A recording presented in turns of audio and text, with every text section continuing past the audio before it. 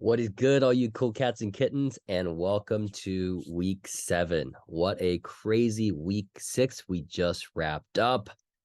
3 of the matchups just went into the last quarter, the last finishing plays of the Monday Night Football game to come down to the wire. And man, did that touchdown pass to Brandon Cooks flip the script for 2 teams. So congrats. It was also a week filled with a lot of injuries. So I think we're going to be seeing quite a bit of trade activity picking up this week, as it seems like more and more of the playoff probabilities and that picture is starting to get clearer and clearer. All right, guys, let's get into the matchup recaps. Starting with the bye week for the league, unanimous pick. Trust the process moves to 6-0. And Two Shots No Cup still stays winless. Everyone got this one right, but trust the process. It's going to be tough weeks in the coming weeks before Kyler Murray gets activated and Justin Fields being out for likely 4 to 6 weeks. So it's going to be a questionable, really vulnerable next month or so. Thankfully, trust the process is sitting at 6-0. So I think definitely has the ability to be able to withstand it. But the next 4 to 6 weeks with Justin Fields, Justin Jefferson, and certainly Kyler Murray not being activated between then, it's going to be quite bleak in terms of compared to how the season has started off for me so far. Moving over to matchup 2, we've got Mr. Ambassador versus Kevin Yip. This one, I believe, might be the closest one that we've ever had to date. It was 800ths of a point. So a single yard on the ground would have been the win for Kevin. And had Kevin won this game, he would have moved to 4-2, which almost guarantees a playoff berth for him. But now at 3-3, he's certainly still in the race, believe it or not. But certainly not as a 6 seed playoff probable, likely seeding, but certainly still within striking distance here. This was fun to watch. I really did not want to jinx Kevin in sleeper chat when I mentioned all the potential scenarios. It was just that Brandon Cooks, that was a different matchup. But yeah, this one was interesting, just being able to sort of see all the holding penalties being pulled back against Joshua Palmer, who really could have had a tutty and certainly another reception. Any one of those activities would have won it for Kevin. Tough. That's fantasy sometimes. I believe in the inaugural season, Brandon may have lost a week because of a Dak Prescott kneel at the end of the game, if I'm not mistaken. So stuff like this happens in fantasy. This was just not your week, Kevin. I'm sorry. And this was an upset by the league's picks as well. 3 of y'all got this one right. So congrats. Even Sergey didn't pick himself to win on this one. Moving over to matchup 3, you got the Moncton Meerkats against Brady Steer Dynasty. This one came down to the wire and really came down to the fact that Moncton Meerkats was going to need a big night from Dak Prescott, and Dak has been disappointing the last couple of weeks, but certainly with that last-minute touchdown, the go-ahead touchdown to Brandon Cooks, that's what sealed it for Moncton Meerkats. This was coming down to the wire. It looked like Brady Steer Dynasty was going to be able to get away with it. But here is Moncton Meerkats pulling it off in the last seconds of Monday Night Football. Gets the win. And the 7 of us who picked on Kyle to win, thank you. Appreciate it. Now, both of these teams are at 4-2.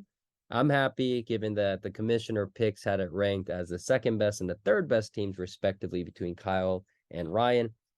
And then the higher ranked team, at least in terms of the commissioner's power ranking team, ended up pulling off the victory. So you'll see the power rankings staying as is for them in the upcoming power rankings. All right, moving over to matchup 4, we got the game that Travis needed to win. And as you can see, all 10 of us in the league thought that Travis was going to be able to pull off the win, even Brad himself. But wow, that Brandon Cooks last-minute touchdown, that's what did it. Came out of nowhere. And what an upset. This, I believe, is the third unanimous upset in the Nostradamus picks to date. Huge Dicka moves down to 1-5. Very much, pretty much out of the playoff picture unless some miraculous things happen, like Brad and Kevin both decide to not go into the playoffs. And Brad moves up to 3-3. Congratulations, both of our expansion managers sitting at a 500 record through their first 6 weeks in CCK. Love this from you guys. Good job. And moving over to our last matchup, we got Bills Mafia versus Full Jerry. Hey, when we're coming into week 5, we were talking about that Full Jerry was gonna have to pull off at least one victory between the tough matchups he had against Mock Cats in week 5, and in here week 6 against Bills Mafia. And here goes Full Jerry, knocking off 2 straight wins, now sitting at a 500, comfortably in the spot for the playoffs, and it scores the league high of 152 for the week. Congratulations, Full Jerry. You can stop being so anxious and stressed out. Trust the process, as Lauren says. And congratulations and thank you on behalf of the 8 managers who picked on you to win. And Bills Mafia finally faces a formidable opponent, and scores a decent, respectable 121, which I believe is the 4th best in the league for this week, maybe 5th best. Just about his league average to date, but moves down to 4-2, so now tied at 2nd with 3 other teams like he was in last week. All right, so that does it. Moving into the tally so far, the leader is actually me. I'm sitting at, I believe, 24. And then we got Kyle at 23 and 3 teams sitting at 22 and a bunch at 20. So still anyone's game. We'll see how this continues to shake out, but I think it's going to be fun for the rest of the season to check. Moving on to power rankings. Again, this is probably going to be one of the last 2 weeks, maybe the last week, where it's based off of playoff probabilities, or largely based off playoff probabilities. But I would assume that sometime next week, we'll start to get a lot of the pictures finalized. So we'll start to do the power rankings based on actual full power, full roster strength at that point. All right, so here, I'm not going to really get into the details here. I am recording this in the small time that I have here in Korea. Just wanted to get this video out to you guys.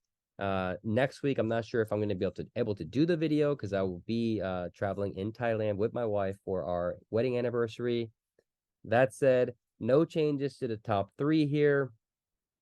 Still sitting perfect, and now a 2-game difference between Trust the Process and the second teams.